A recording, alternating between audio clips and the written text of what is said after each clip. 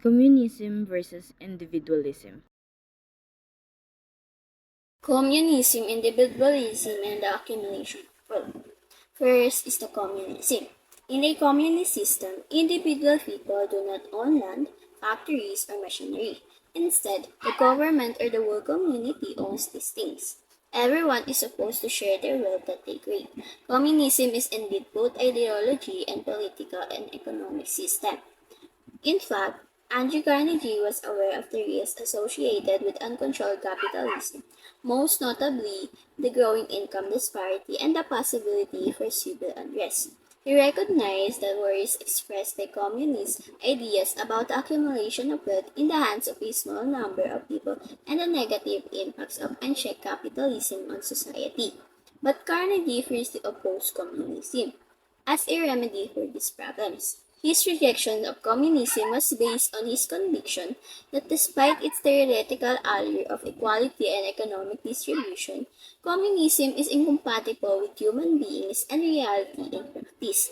His belief in treating everybody fairly regardless of their achievements may discourage people from making an effort to better themselves or the society at large. Carnegie was concerned that under communist society, where rewards are given out equally regardless of merit or work, people would grow complacent and lose the motivation to develop, create, or succeed. Individuals, on the contrary, Carnegie clarifies how individuals can foster self-reliance and improve effective communication between two distinct social groupings.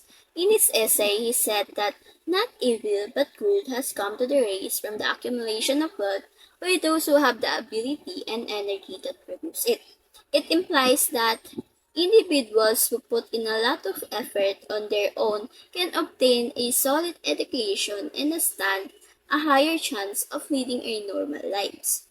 Carnegie is a proponent of the notion that people have the agency to use their skills and abilities to create their own destinies.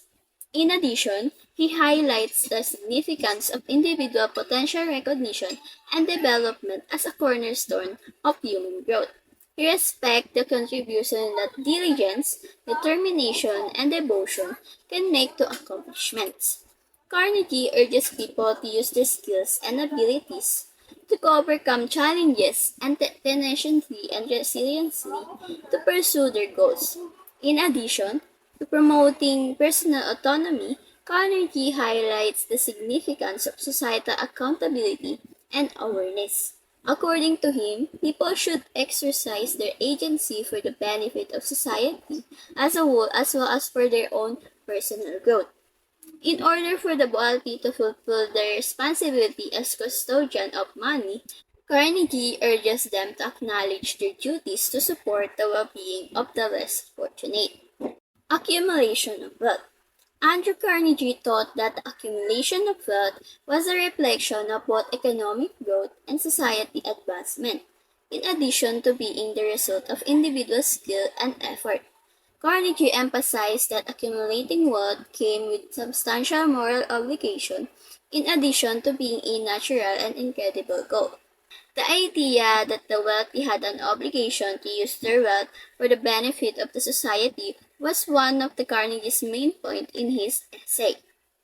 In his well-known quote, "The man who dies thus rich dies disgraced," he implied that people who accumulated wealth without putting it to good use had neglected their moral duties. According to Carnegie, an excessive amount of money ought to be treated like a trust fund that is managed for the good of the community.